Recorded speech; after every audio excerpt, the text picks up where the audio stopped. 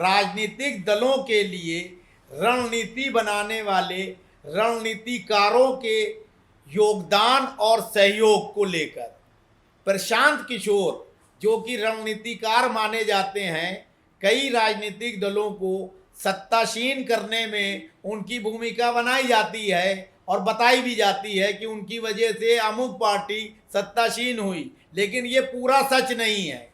इन चीज़ों को जानने के लिए प्रख्यात पत्रकार, राइटर डॉक्टर D.K. गिरी साहब से चर्चा करेंगे कि राजनीतिक दलों को आखिर इतना बड़ा धन बल, बाहुबल, कार्यकर्ताओं की टीम होने के बावजूद किसी रणनीतिकार की ज़रूरत क्यों पड़ती है, और लोकतांत्रिक व्यवस्था में और राजनीतिक दलों की सेहत के लिए इस व्यवस्था को अपनाया जाना कितना ठीक है। आपने बड़ा दिलचस्प सवाल किया।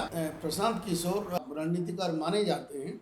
अभी उनका जिस पार्टी में है टीएमसी में, उनके साथ उनका कशमकश चल रहा है और वहाँ से ऑलमोस्ट बाहर हो चुके हैं।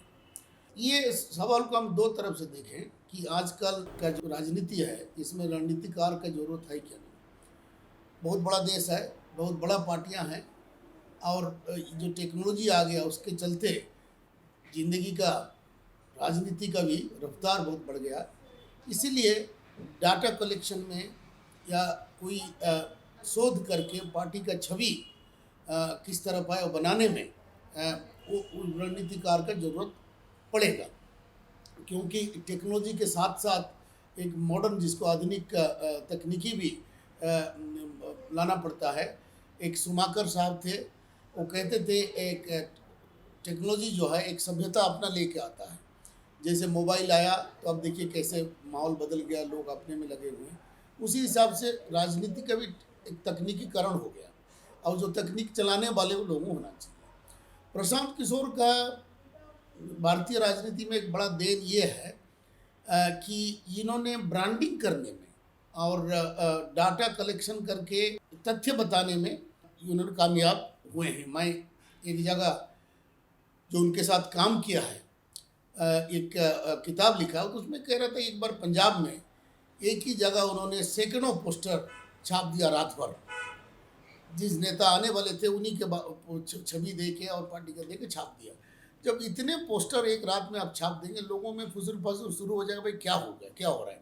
उसी को अंग्रेजी में बज वर्ड बोलते हैं। तो बज क्रिएट करने में माहिर था। लेकिन प्रशांत किशोर के बारे में काफ़ी चर्चा हो रहा है। मैं शुरू में कहते आया हूँ, प्रशांत किशोर जितना पार्टियों को फ़ायदा पहुँचाए हैं, भारतीय राजनीति में उतना नुकसान भी उन्होंने किया है, क्योंकि इनका पार्टी हाईकमांड से ही कांटेक्ट रहता था। पार्टी का अंदरूनी जो लोकतंत्र है उसमें उनका कोई मतलब नहीं, बल्कि तोड़ा। दूसरा, एक पार्टी जो होता है लोगों को लेके, एक संगठन को लेके होता है, लेकिन एक विचार, एक संवाद के साथ ही पार्टी बनता है। पार्टी का एक आधार होता है विचार। कांग्रेस पार्टी बना, अंग्रेजों के खिलाफ लड़ा, भारतीय जनता पार्टी बना, उससे माने ना माने उनका भी एक आइडियोलॉजी है। तो ये आइडियोलॉजी भी प्रशांत किशोर के डिक्शनरी में नहीं है, क्योंकि कभी आइडियोलॉजी की उन्होंने बात की ही नहीं। उनको लगा जेन तेन प्रकार ने हमें चुनाव जीतना है। अगर इस तरह को चुनाव, पार्टी को चुनावी एक प्रक्रिया बना दिया जाए, फिर देश का क्या होगा। उसमें क्या किया फिर, जैसे अब हाल में तृणमूल कांग्रेस में दूसरा पार्टियों से लोगों को प्रलोभन दे के लाया गया। राज्यसभा में 2 को मेंबर बनाया गया, एक जो गोवा से थे, एक आसाम से थे, सुष्मिता देव और लुई फर्नांडो।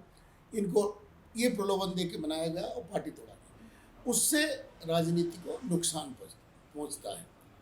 आपका अगर विचार ना रहे, आपका संगठन का कोई असूल ना रहे, तो दिक्कत हो सकता है। और वही आखिर में टीएमसी में देखने को मिला, क्योंकि टीएमसी का जो नेता हैं वो खुद अपने में दबंग हैं और जो पूरा सरकार को ललकारा था उन्होंने और जीता भी है।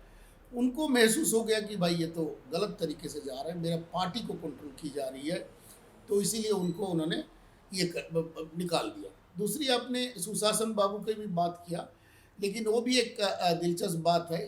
प्रशांत किशोर बिहार से आते हैं और राजनीति में बिहार में उन्होंने दस्तक दी, लेकिन उनको साल भर में ही निष्कासित कर दिया गया पार्टी से। अगर इतना बड़ा रणनीतिकार तो अपना पद ही नहीं बचा पाए। आखिरकार मैं ये कहना चाहूँगा, पार्टी को जो सलाह देते हैं, अब जो क्रिकेट कोच को देख लीजिए, हॉकी कोच को देख लीजिए, क्रिकेट कोच जो होते हैं, कोई आप और हम तो नहीं बन सकते, हमने क्रिकेट बैट ही नहीं पकड़ा। तो एक खिलाड़ी, वो भी कामयाब खिलाड़ी होता है, वही लोग कोचिंग दे सकते हैं जो एक खेल को खेले, ठीक है ना, वो खेल को समझते हैं, खेल को गरिमा को समझते हैं, खेल में जो कुर्बानी देना होता है उस चीज़ को समझते हैं, खेल का कुशलता समझते हैं, कुशली समझते हैं। उसी हिसाब से हॉकी और क्रिकेट टीम का जो खेल होता है वो उनका कोच वही बनता है। ममता बनर्जी, बड़ा मज़ेदार बात को उन्होंने बंगाली में कहा, खेला होवे मतलब खेल होगा। और राजनीति का खेल में भी राजनीतिक सलाहकार वही हो सकता है जो राजनीति में जुड़ा हुआ हो। मैं अपनी बात बताऊं, अपनी बात नहीं कहना चाहिए, मैं जानता था कि मेरे चुनाव में कोई ये नहीं है, लेकिन मैं चुनाव लड़ा इसीलिए कि चुनाव कैसे लड़ी जाती देखने के लिए। संगठन में मैंने 20-25 साल काम किया और लगातार, और चुनाव भी मैंने लड़ा दिल्ली में ही। तो फॉर्म कैसे भरी जाती है, इलेक्शन कमीशन को कैसे अप्रोच की जाती है, ये सब सीखने वाली बात, तभी तो हम कैंडिडेट को बता सकते हैं। अब ये प्रशांत किशोर जी का बैकग्राउंड एक कॉर्पोरेट बैकग्राउंड रहा है। यूएनडीपी में उन्होंने काम कर रहे थे, एक हेल्थ कंसल्टेंट थे वो, और इत्तेफाक से उन्होंने एक हेल्थ के ऊपर सब चीफ मिनिस्टर को चिट्ठी लिखा कि ये भाई गड़बड़ है देश में, और उसको गुजरात का मुख्यमंत्री भाई नरेंद्र मोदी ने पकड़ लिया। क्योंकि ये नरेंद्र मोदी जी, एक अच्छी बात उनका है कि एक नया आइडिया कहीं मिले वो पकड़ लेते हैं, पर अपना कर लेते हैं, चाहे वो कांग्रेस से आया हो या आम आदमी पार्टी से आया हो, तो अपना कर लेते हैं। तो उन्होंने उनको लिया और देखा कि ये ठीक ठाक कर रहा है करके उनको अपना सलाहकार बनाया। आखिरी बात प्रशांत किशोर जी के बारे में, एक इत्तेफाक होता है, सही समय पे सही जगह पे पहुंच जाना उनके लिए भाग्यशाली जब हुआ। परंतु उन्होंने चुनाव हारा भी है। जो उत्तर प्रदेश में कांग्रेस का उन्होंने कारोबार संभाला था, कांग्रेस ने बुरी तरह हारा, ठीक है जी। और कांग्रेस में फिर दोबारा वो घुसने की कोशिश की है, कांग्रेस लिया भी नहीं, उनका शर्तों में राजी नहीं हुआ।